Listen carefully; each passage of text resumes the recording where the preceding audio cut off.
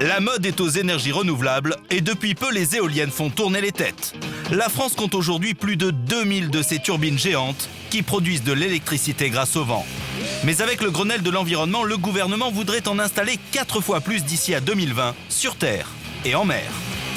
Mais dans certaines régions comme en Auvergne, l'éolien fait souffler le vent de la discorde et la guerre fait rage entre pros et anti. Les éoliennes, il y en a assez sur le Levezou et ailleurs. On sait ce que ça fait. On sait maintenant que ça provoque des nuisances chez les gens. Il y a des gens qui sont malades à cause de ça. D'autres ont trouvé le moyen de ne plus recevoir de facture d'électricité en installant une éolienne dans leur jardin. Et un Français a même mis au point une éolienne qui pourrait bien résoudre le problème de pénurie d'eau sur la planète.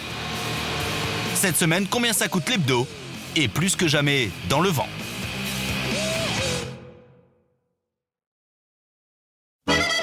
Bienvenue à Salcurand dans l'Aveyron.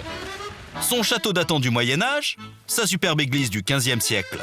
Mais ce ne sont pas ces bâtiments historiques qui font la fierté de Monsieur le maire en ce moment. C'est plutôt le centre médicalisé flambant neuf qu'il a inauguré l'année dernière. Bonjour, messieurs, dames. Ça a coûté 1,5 million d'euros. La mairie en a financé la moitié.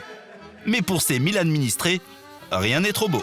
Vous avez l'étage où il y a les praticiens, le kiné, le dentiste, diététicienne, le podologue. Comment un petit village d'à peine 1000 habitants a-t-il bien pu se payer une installation pareille? En fait, des sociétés ont investi dans la région.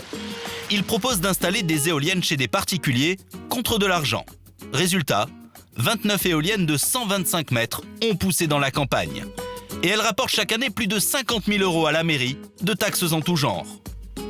Mais ici, dans la région du Levezou, ces éoliennes ne font pas que des heureux. À commencer par tous ceux qui vivent ou travaillent à proximité des installations. Ce matin, réunion de crise pour des habitants au bord de la crise de nerfs.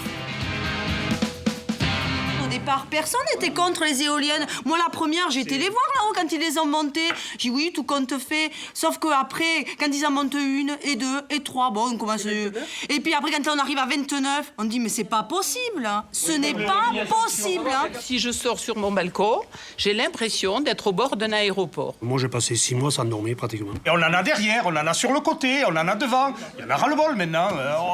On n'a plus de paysage. On a un paysage magnifique, sauvage, accueillant pourtant. Et on a ça en face. Moi, ce que j'aime. Les éoliennes, ils ne peuvent même plus les voir en peinture. Et Jean Marty est bien décidé à nous montrer pourquoi. Jean, c'est un peu le Don Quichotte local, doublé d'un redoutable scientifique. Les nuisances d'une éolienne de 125 mètres de haut comme celle-là, c'est 95 décibels. C'est prouvé par une étude de la DDE. C'est exactement le bruit de cette tronçonneuse.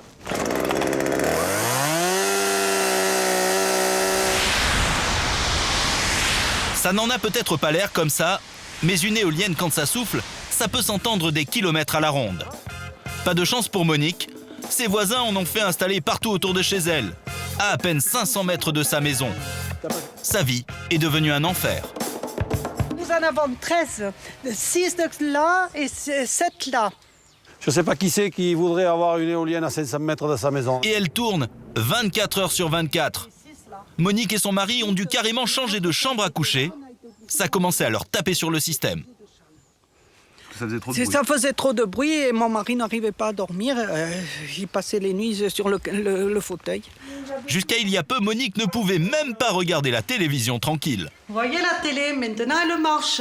Mais au début, elle ne marchait pas. Et avec les ondes des éoliennes, ça a tout été brouillé. On n'y voyait plus.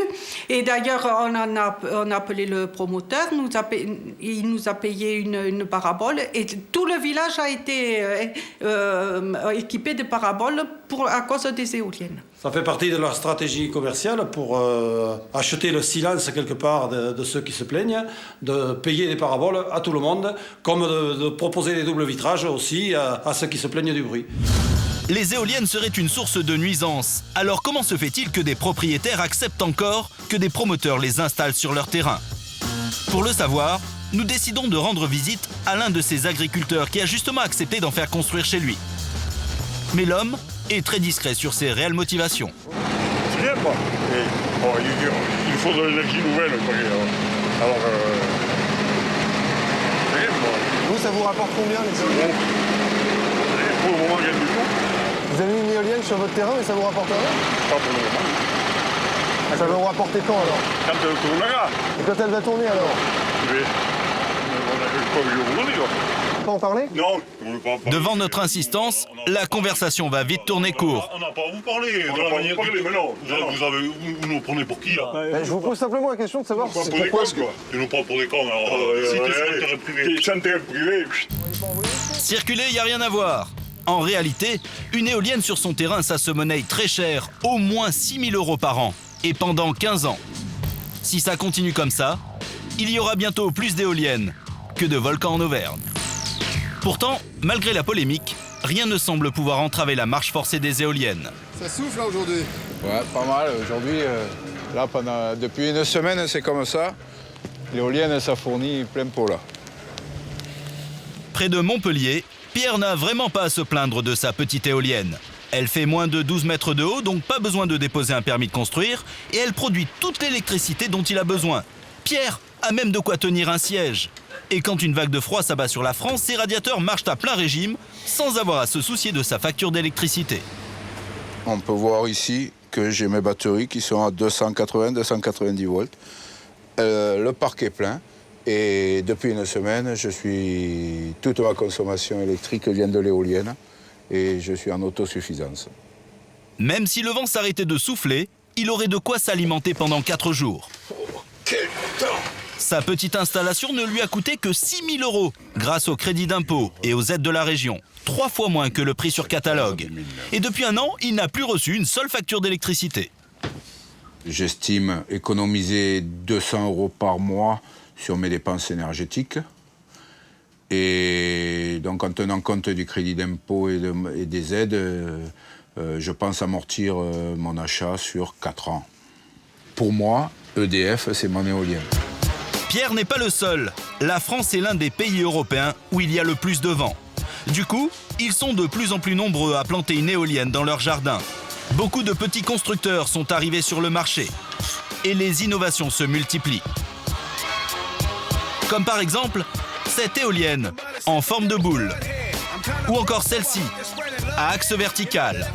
Même le célèbre designer Philippe Stark en a dessiné une toute petite, à peine quelques dizaines de centimètres. Et transparente s'il vous plaît. De quoi transformer votre balcon en petite usine à vent. L'innovation de Marc Parent, elle, ne représente pour l'instant qu'une toute petite goutte d'eau dans l'océan du marché éolien. Mais une goutte d'eau potable.